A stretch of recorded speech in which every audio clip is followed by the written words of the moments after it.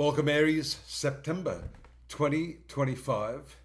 It's a big month because two eclipses take place and Saturn is also going retrograde into the sign of Pisces. You can see it there right at the beginning of the month. And so this impacts your sun sign significantly because it's toing and froing from your sun sign of Aries back into the 12th house of your horoscope. And I'm going to talk a little more about that because I mentioned the eclipse, the first one that takes place on the 6th. Sorry, my apologies, the 8th, here in your 12th house, which is really the secretive zone of your horoscope, asking you to go a little deeper, spend a little time alone, and find out really what it is that you want in your life. It's definitely a reappraisal time. And along with that retrograde Saturn there, things may seem to be slowing down, but there's a good reason for that. You'll notice that that's a full moon, lunar eclipse, and then its connection with Saturn can sometimes make you feel a little flat, for want of a better word. But just stay with that. Don't be afraid to be on your own for a while. Take a little bit of well-deserved time out.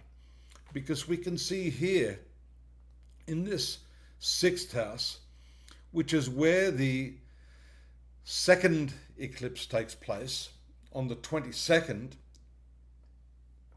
that this is connected to your work and your health. And I may have touched on that a couple of times earlier with this South Node, your past karma point transiting in this area. Because what this does actually is it asks you to think a little more clearly about what it is you're doing work-wise. This can indicate excessive amounts of energy for little or no return. So the key factor here, I think, for you, Aries, is finding ways to be more efficient in your work. Now that we've got a tremendous utility, AI, at our disposal, you can find that that can be of use to you. And I think that will sit well with you because you've got Uranus, the AI planet, if I could call it that, also retrograde, transiting your 3rd house, which is your mind, which is your thinking. It, along with this 6th house, has something to say about your day-to-day activities, your routine, the methodology by which you are engaging in your work, and also engaging with the people that you work with. So sometimes it's not necessarily just the volume of work that you are doing, it's the caliber of people that you're working with, the people that you have to spend a lot of time with. And if you're the sort of person that tends to absorb the energy of people around you, then this can be a bit of a problem. There's the eclipse. It's softened a little by the transit of Venus into that area, but not a lot because Venus is debilitated in that area. Mercury may make you more communicative, and if the problem is with the type of people you work with, then Mercury gives you the opening there after the 22nd to make some sort of move to communicate and resolve any issues that you're feeling are impacting your health.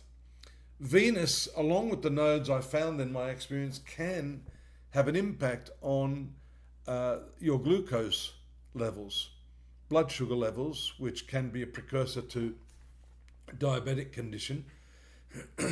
But it's nice to see that after the 24th, the sun, along with the moon, have moved out of this 6th house, giving you an opportunity to, number one, if the environment in which you're working in is not up to par, Venus will give you the chance to beautify that environment. This is not just the visual side of things. It may be fragrance, maybe the smell, maybe light some incense, a fragrant essential oil candle, or get some essential oils on yourself, which can also calm your mood and make you more productive in work, again, without over investing time and energy into something that may not be giving you the results that you want. Relationships are triggered also by your personal relationships, by the ingress. This is the position of the sun in the sign of Libra, the cardinal sign. This is also important for investment. If you notice here, the sun's ingress relates to your 5th house, which is children, but also investments, creativity, love affairs. But I'm getting investments here, especially because the 6-12 axis, in which those 2 eclipses take place. That earlier one is all about giving, giving, giving. And because the second one is in the 6th house of your work, then that's why I said you're probably over investing in some of these areas. That will also apply to your finances. So do take a little bit of care with that. Open the lines of communication if you're not happy with the people that you're working with or the people you're living with. And just hang in there, because this retrograde Saturn is going to be spending a little bit of time here in that quiet zone of your horoscope till around November, December. Now, don't forget, there's more on this month. If you pop on over to astrology.com.au, you'll see the text-based readings that I've got for you. We've got the rest of the year there for the yearly forecast. Monthly forecasts like this are buttressed by the weekly and daily horoscopes that are available, completely free, I might add. Don't forget to subscribe. That's all I ask in return. Drop me a line if you want to talk, and I'll see you here next month. Take care now. Bye-bye.